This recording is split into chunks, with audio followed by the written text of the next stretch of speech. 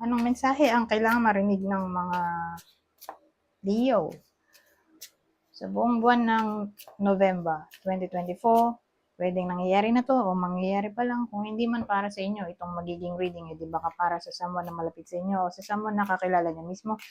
Baka may lumabas na gender, mamaya gawin nyo na ng energy, masculine at feminine energy. Pwede rin naman na wag nyo nang pansinin ang gender.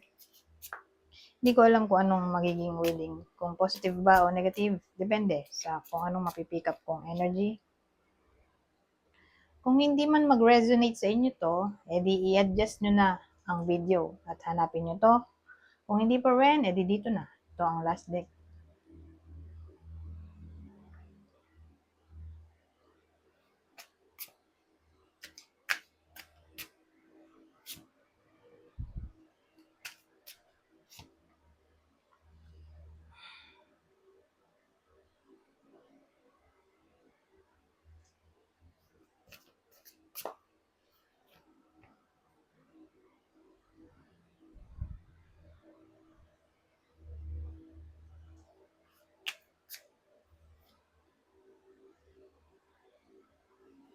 So, may lalaki tayo dito, probably single.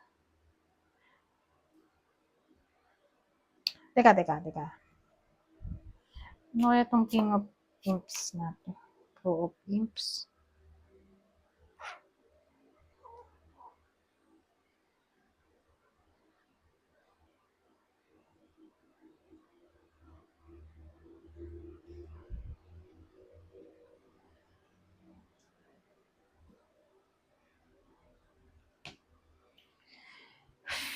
So, ano yan? So, dito sa case na to, King of Wands pala to. Ang naisip ko kanina, King of Swords. Pero Wands pala siya.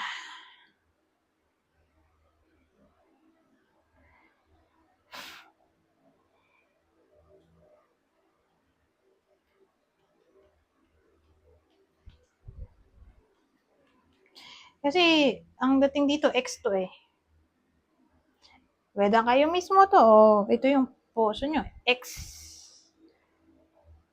Ex-lover boy. Ex-boyfriend. O ex-husband, probably ex-husband. Na parang nalilito siya kung mag-a-action ba siya. Inalam ko kung anong action. Kung makikipagbalikan ba siya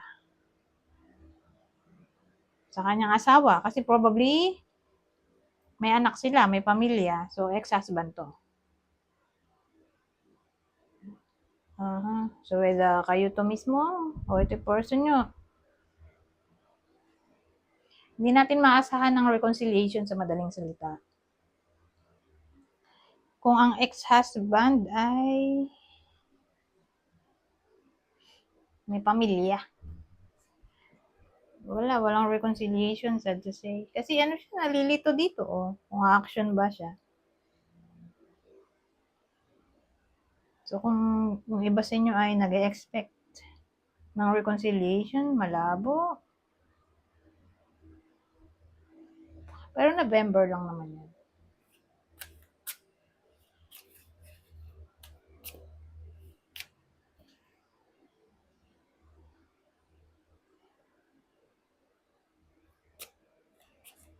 Ay, para clear pala. Sino yung person dito na tatamaan ng reading? Kukuha ko dito ng mga clue. Okay?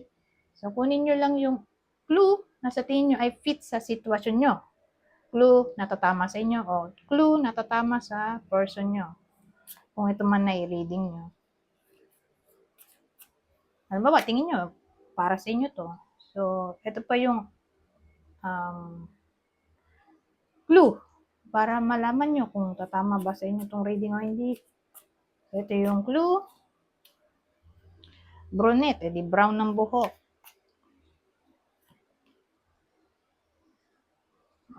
Coarse curly hair. So, kulot ng buhok, parang ganito.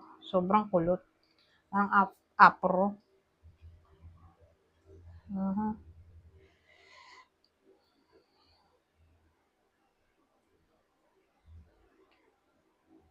So,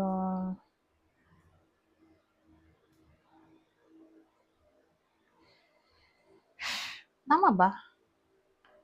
Apro o afro? Afro yata.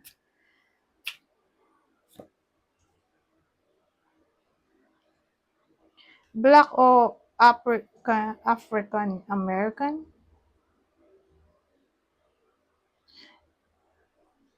So, kung gato talaga ang buhok, di ba? Ayan. Black or African American? Foreigner siguro to. Ito pa, brown. So, kunin nyo lang yung information na sa tingin nyo, i-fit sa inyo, ha? Ganito yung buhok, maitim. Kung di man to literally black o African American, maitim siguro.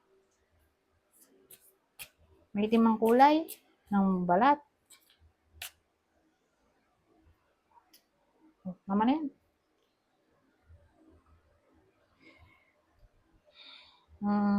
Ito. Zodiac sign pala. Ito, zodiac sign. O sabihin natin, hindi kayo maka-resonate dito. Ito, zodiac sign. Virgo, Taurus. Ayan. Yung pwedeng zodiac sign. Ng karelasyon ng Leo,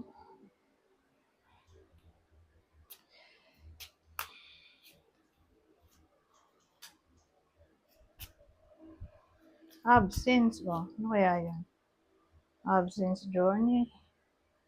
Absence journey. Walang journey. Absence.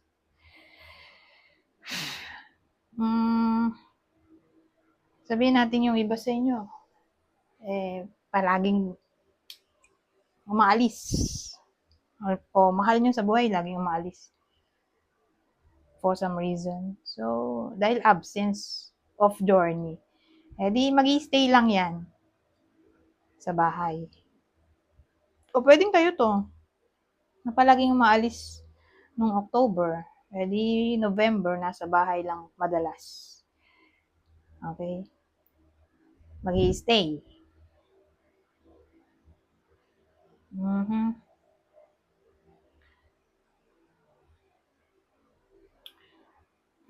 Sabihin naman natin, walang choice eh. Kailangan talaga dahil sa trabaho. Well, ang dating kasi sad, magiging sad. Habang nasa sasakyan, sad. Habang nagta-travel, sad. Ganon.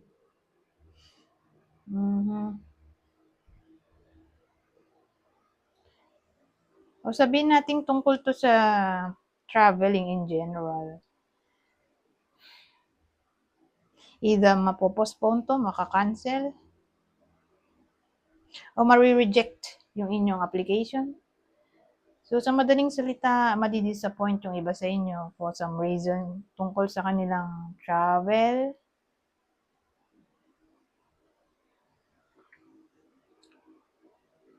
Ganyan, sabihin natin mata-traffic o maiiwan. Oh my God. Maiiwan ng flight o hindi matutuloy dahil sa bad weather, halimbawa lang. Ganon na madi-disappoint yung iba. Pero ano lang naman to, tungkol sa journey o traveling.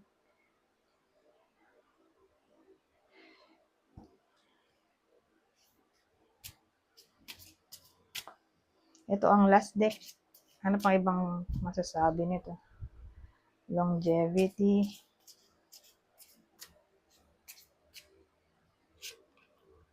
Wow.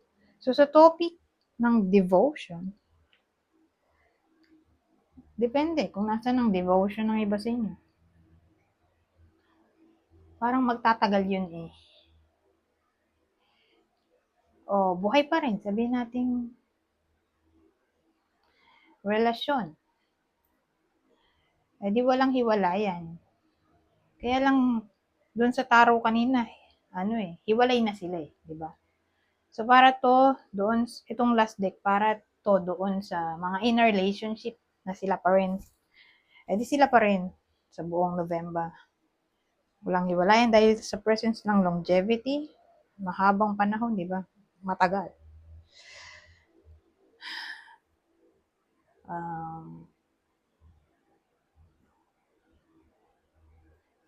Devotion, halimbawa, ang devotion ng iba sa inyo ay nasa work. E di, asahan natin na yun ang priority nyo. Mag-earn ng money. Kaya nga sabi ko, depende kung nasaan ang devotion nyo. Kasi case-to-case basis, may iba naman na in a relationship pero priority ang career, di ba? E di, magiging workaholic. Ganun. Magiging workaholic yung iba sa inyo. May iba naman na single, syempre, obviously, ang devotion niya ay nasa career. Doon lang magpo-focus ang attention niya. So, case-to-case basis. So, yung iba naman may career, pero, syempre, priority ay relasyon. So, again, depende kung nasa ng devotion o priority. Nandun ang attention ng iba sa inyo. Pero kung topic ay relationship, sila pa rin. Walang hiwalayan. Kung career, hindi mataterminate o hindi magre-resign, nandun pa rin sa workplace. Ganun ang dating. Kung walang hiwalayan, ito yung clue. So, pwedeng tumama to sa inyo o sa person nyo na walang hiwalayan ngayong November. Blue eyes, wow. Ano ba to? Foreigner? O baka yung iba sa inyo kasi may iba na half Filipino, half foreigner. Nicely dressed. So, maganda manamit. O baka naman kung dito literal na inborn na blue eyes, baka nagko-contact lens na blue, pwede rin. Black hair. Halos lahat naman ng Pilipino ay black ang hair. O pare silang black.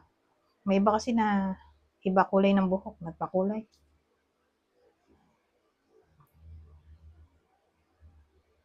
Pare silang black ang buhok. Dagdagan pa nga natin. 2. Piercings. Ayan, may butas. Nagbubutas ng hikaw ba? Sa katawan. Particular sa mukha. Halimbawa, may pierce sa ilong, sa bibig, sa kilay. Basta may piercings. Older than you. So, yung karelasyon ay mas matanda sa inyo. Kung may ganong sitwasyon, kayo ay mas bata sa karelasyon nyo kasi older than you. So,